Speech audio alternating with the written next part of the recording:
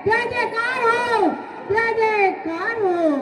जगत जननी मंगल करनी ममतामयी महामातेश्वरी की संपूर्ण ब्रह्मांड में सदा सदा के लिए जय जयकार हो, जय जयकार हो। साथ संगत त्रेता द्वापर में गुरुओं के द्वारा मिले होंगे, लेकिन इस घोर कलयुग में गुरुओं की आवश्यकता नहीं पड़ी। सात संगत को सीधे सीधे परम मिले हैं। एक कण भी झूठ नहीं है। अगर ये झूठ हो तो हमारे सिर को काट कर चौराहे पर फेंक देना। हरि ने इस घोर कलयुग में सीधे सीधे संत भक्तों पर रहमत की है, क्योंकि गुरुओं ने तो रुपया पैसा लेना शुरू कर दिया और ढोंग पाखंड मचाना शुरू कर दिया। त्रेता के गुरु नहीं है, द्वापर के गुरु नहीं है, जो परमात्मा की दिशा बता दे और हरि से मिला दे। आज इस घोर कलयुग में नारायण साकार हरि परमात्मा ने समय धरा धाम पर आकर अपने संत भक्तों को सीधे सीधे बुलाया है, बीच में कोई नहीं रखा। प्रेम से बोलो साकार हरि की संपूर्ण ब्रह्मांड में सदा सदा के लिए जय जयकार हो, जय जयकार हो। सात संगत अब माइक आ गया तो हम क्या करें, सब अगर आ रहे हैं तो हम रोक भी नहीं सकते। सात संगत कबीरदास तपस्या कर रहे थे और गलगट्टों ने वहां अपना काम शुरू कर दिया। तो सात संगत कबीरदास ने प्रभु से कहा, हे प्रभु, जहां मैं रहता हूँ वहाँ मीट मच्छी काटी जाती है, मैं क्या करूँ? तो मेरे नारायण साकार हरि प्रभु ने क्या कहा, हे कबीरदास, जैसी करनी वैसी भरनी, जैसी करनी वैसी भरनी। कबीरा तेरी झोपड़ी और गलगट्टों के पास, और जैसी करनी वैसी भरनी, तू क्यों उदास? ये दोहे उस वक्त के रहे हैं, लेकिन आज नारायण साकार हरि परमात्मा ने डंके की चोट पे बीच में न गुरु आया, न संत आए, न ऋषि मुनिवर आए, सात संगत को सीधे सीधे अपने चरणों में बुलाया है। इसमें कोई दो राय नहीं है। प्रेम से बोलो साकार हरि की संपूर्ण ब्रह्मांड में सदा सदा के लिए जय जयकार हो, जय जय। हम जब से जन्म लिया है तब से हम गुरुओं को देख रहे हैं, और जब से मेरे नारायण हरि आए हैं और ब्रह्मवाणी शुरू हुई है, जो गुरु निराकार कहते थे, जो हम गाँव वाले तो है ना। हाँ सही बात है अपने। आज के इस परिवर्तन परावर्तन स्थल पर हमारी आए हुए मेरी भौतिकता के प्रेरणा स्रोत मेरी माता बहनें और आध्यात्मिक क्षेत्र के मेरे परम गुरु सतगुरु कबीर साहब, मैं कबीर पंथू में अपना परिचय देना चाहता हूं। आध्यात्मिक जगत के अंदर सतगुरु कबीर जैसा संत अभी तक कभी नहीं हुए। आध्यात्म जगत के अंदर उन्होंने निर्गुण सरगुण दोनों की बात की है। वो निर्गुण सरगुण होता क्या है कि सरगुण में जितने बार भी दिखने वाले सबरी भक्ति आती है, और निर्गुण में जो निराकार रूप में आती है। अब निर्गुण सरगुण के अंदर अंतर क्या होता है कि जैसे पट का वृक्ष बीज, बीज सरगुण हो गया कि बीज देखने में बीज है। सुनिए मेरी माता मैंने, मैं भी सत्संगी हूं आपकी तरह, ऐसा थोड़ी हूं कोई मैं अलग से आया हूं। बीज सरगुण यानी दिखने वाला होता है, और बीज के माही, माही माने अंदर, बीज के माही वृक्ष। भाई अगर आप लोग, हम लोग निराकार को जब देखना चाहते हैं साकार से, तो साकार हो गया बीज और वो निराकार हो गया उसके अंदर दिखने वाला बीज, और बीज पे ही फल और छाया, और छाया में ही माया, माया में ही झाई, झाई में ही साई। हमें शीतलता कहां से मिलती है? अंदर के इस वृक्ष रूपी निराकार के अंदर छाया में बैठने से। साकार को जान करके उस साकार के ही अंदर निराकार में भी जाना पड़ेगा। आप साकार स्वरूपी हैं, आपके अंदर भी निराकार रूपी बसता है। अगर निराकार रूपी ना होता तो हमारी श्वास है ये बाहर जाती है और अंदर आती है ये निकल जाती है। भगवान शिव शंकर ने अपने विज्ञान भैरव तंत्र के अंतर्गत माता पार्वती को भी यही कहा था कि श्वास श्वास पे ना मिले, आप ही कहती हो कि व्रता सांस मत खोए, ना जाने जे सांस को आमन होए न होए, कि श्वासा की कर सुमिरनी और करे अज पाको जाप, परम तत्व को ध्यान धर स्वयं आप। यानी परम तत्व का ध्यान जो आप रख रहे हो वो स्वयं आप ही आप तो रख रहे हो कि परम तत्व का ध्यान धर स्वयं आप ही आप, और स्वयं पोया पवन में, पवन मतलब श्वासा, स्वयं पोया पवन में बांधो मेल सुमेल, कि ब्रह्म गांठ हृदय धरो इस विधि माला फेर, और माला है निज नाम की फेरेंगे कोई दास, 84 भर में नहीं कटे कर्म की भास, और सतगुरु मोई निबाजियों दीजो अंबर बोल, और शीतल शब्द कबीर का जो हंसा करे किलोल, के हंसा मत डर पे तू काल से कर मेरी प्रतीत, और अमर लोक पहुंचाऊंगा चले सुभव जल जीत, के बहु जल में बहु काग है और कोई कोई हंस हमार, खेई कहे धर्मदास से सो गुरु उतारे पार। मेरा कहने का मतलब यह है कि महाराज पतंजलि ने भी, बड़े बड़े संतों ने भी कहा है, भगवान कृष्ण ने भी कहा है कि कर्म का फंदा कभी नहीं कटता, कर्म का बोया हुआ बीज भगवान ने भी झेला है अपने किसी भी रूप में, किसी भी अवतार में। उन्होंने जो कर्म का बीज बोया उसका फल उन्हें मिला। कैसे मिलता है कि 1000 गायों के झुंड में और कोई गाय बछड़े से ब्याह जाती है और उस बच्चे को बाहर के झुंड से बाहर निकाल लेना, वो बच्चा कभी न कभी देर से अबेर से इस दौर पे माँ के पास पहुंच ही जाएगा। बच्चा ऐसे ही हमारा बोया हुआ कर्म का बीज हमें मिलेगा, चाहे अच्छा हो चाहे बुरा हो। सत्संग के अंदर सबसे प्रथम है कर्म। हमें कर्म अच्छे करेंगे तो शाकाहारी भी मिलेंगे, परमात्मा भी मिलेंगे, राम भी मिलेंगे। रामचंद्र जी ने भी कहा है गोस्वामी तुलसीदास जी के रामायण में कि निर्मल मन जन सो मोय पावा, और छल क्षेत्र कपट मोय नहीं भावा। निर्मल मन, जब तक हमारा निर्मल मन नहीं होगा, जब तक हमारी आत्मा शुद्ध नहीं होगी, जब तक हमें किसी की प्राप्ति नहीं हो सकती। हमें प्राप्ति अपने आप से मिलती है। गोस्वामी तुलसीदास जी ने हनुमान चालीसा के अंदर भी कहा है, और इनकी पहली लाइन सुन लो क्या है।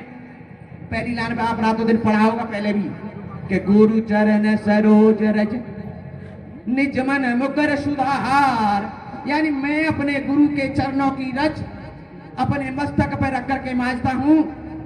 जब मुझे इतनी शक्ति मिली कि जय हनुमान ज्ञान गुण सागर, यानी वो ज्ञान के सागर, नाला, नाला नहीं, कोई पोखर नहीं, सागर कैसे बने? गुरु के चरणों की रज अपने मस्तक पे रखी, तभी तो मिली।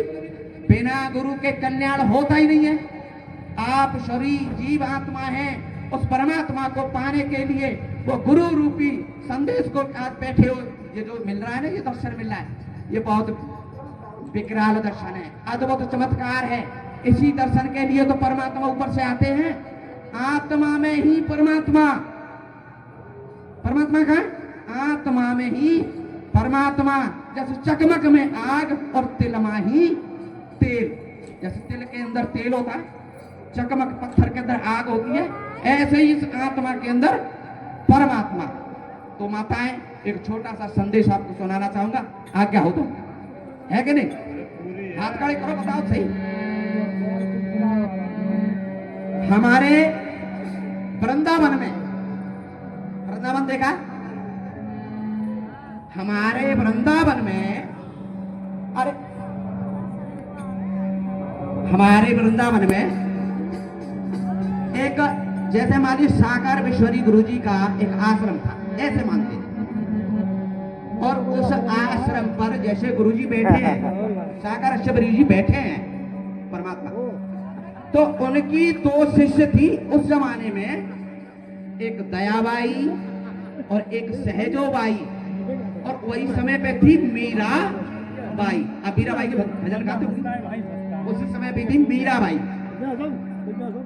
तो सहजोबाई और दयाबाई, धूप का समय था, गर्मी का समय था, पंखा नहीं थे पहले, और पैदल का रास्ता था, तो हिंडौन से दयाबाई पैदल पैदल चलते वृंदावन आती और गुरु के दर्शन करती, गुरु का चरणामृत लेती, गुरु के वचनों का श्रवण करती, और गुरु से कहती कि गुरुदेव आप मेरी कुटिया पे एक दिन आना। तो गुरु कहते कि हम आएंगे बेटा। नहीं गुरु जी, एक बार आप हमें अपने दर्शन दे दें। बोला ठीक है, आपके पूर्णमासी को हम आ ही रहे हैं। तो जैसे ही वो इधर से वापस गई रास्ते में, तो आग ढाक भूस पत्ता सबको एकत्रित किया, सबको एकत्रित किया, और इकट्ठा करने के बाद में उन्होंने कहा कि अब के मेरे गुरुजी आएंगे, मैं उनके लिए बैठने के लिए आसन बनाऊंगी।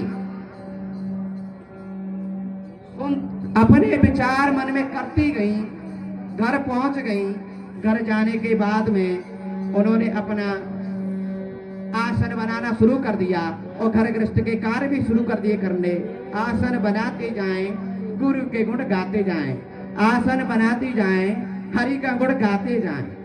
हरि के गुण गाते गाते गाते समय नजदीक आ गया, और जब समय नजदीक आ गया तो उसी पूर्णमासी के दिन उस कुटिया के दो रास्ते थे, एक इधर से और एक इधर से।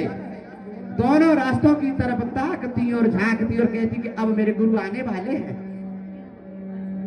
जब गुरु आने वाले हैं तो कुछ समय पीछे देखा कि इस रास्ते पे से गुरु आ रहे हैं, और इस रास्ते पे से गोविंद आ रहे हैं। बुलाया एक को, आए के तो गोविंद और गुरु। जब गोविंद और गुरु जब दोनों आगे कुटिया में, उन्होंने बनाया आसन एक। अब मन में विचार कर रही हैं, आसन एक, बैठने वाले दो, अब मैं पहले किन को बैठूं? हरि को के गुरु को? हरि को के गुरु को?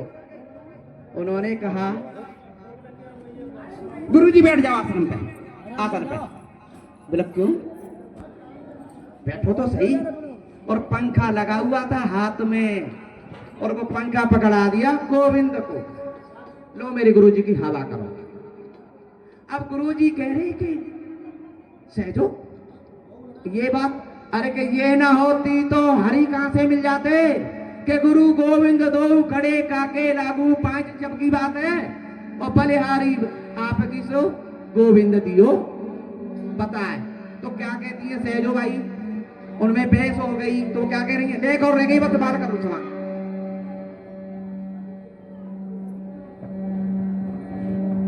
तो क्या कह रही है साहब? कि हर सिर जू तो बार बार और गुरु सिर जू को पार।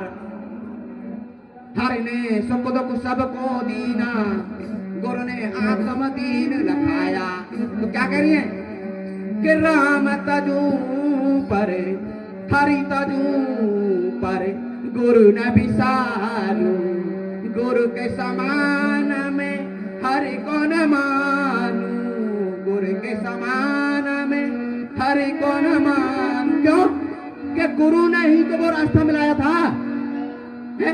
गुरु न होते भगवान परमात्मा मिल जाएंगे? आप बताइए माता मैंने, गुरु बिना गुरु के ज्ञान है क्या कहीं है?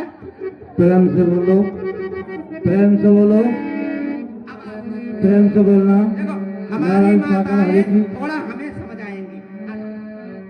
प्रेम से बोलना। नारायण सागर हरि की संपूर्ण ब्रह्मांड में सदा सदा के लिए जय जयकार हो जाए। प्रेम से बोलना। नारायण साकार हरि की संपूर्ण ब्रह्मांड में सदा सदा के लिए जय जयकार हो, जय जयकार हो। जगत जननी मंगल करनी ममतामयी महामातेश्वरी की संपूर्ण ब्रह्मांड में सदा सदा के लिए जय जयकार हो, जय जयकार हो। साथ संगत त्रेता द्वापर में गुरुओं के द्वारा मिले होंगे, लेकिन इस घोर कलयुग में गुरुओं की आवश्यकता नहीं पड़ी। सात संगत को सीधे सीधे परम मिले हैं, एक कण भी झूठ नहीं है। अगर ये झूठ हो तो हमारे सिर को काट कर चौराहे पर फेंक देना। हरि ने इस घोर कलयुग में सीधे सीधे संत भक्तों पर रहमत की है, क्योंकि गुरुओं ने तो रुपया पैसा लेना शुरू कर दिया और ढोंग पाखंड बचाना शुरू कर दिया। त्रेता के गुरु नहीं है, द्वापर के गुरु नहीं है, जो परमात्मा की दिशा बता दे और हरि से मिला दे।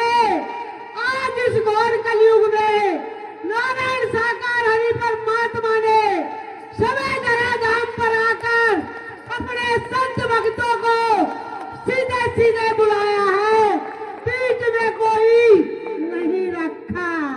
प्रेम से बोलो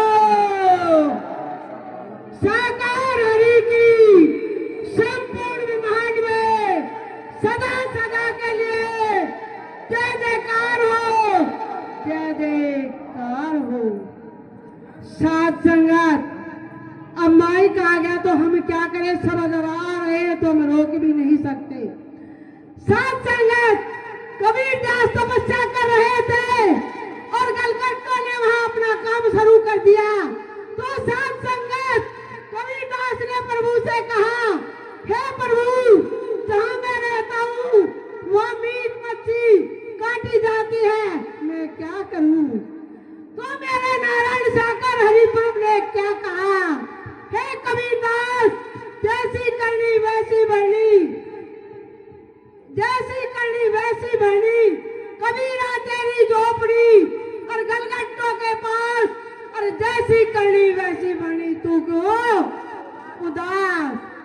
ये दो है उस वक्त के रहे हैं, लेकिन आज नारायण साकार हरि परमात्मा ने डंके की चोट पे बीच में न गुरु आया, न संत आए, न ऋषि मुनिवर आए, सात संगत को सीधे सीधे अपने चरणों में बुलाया है। इसमें कोई दो राय नहीं है।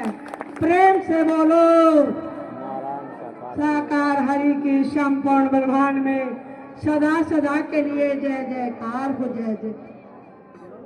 हम जब से जन्म लिया है तब से हम गुरुओं को देख रहे हैं।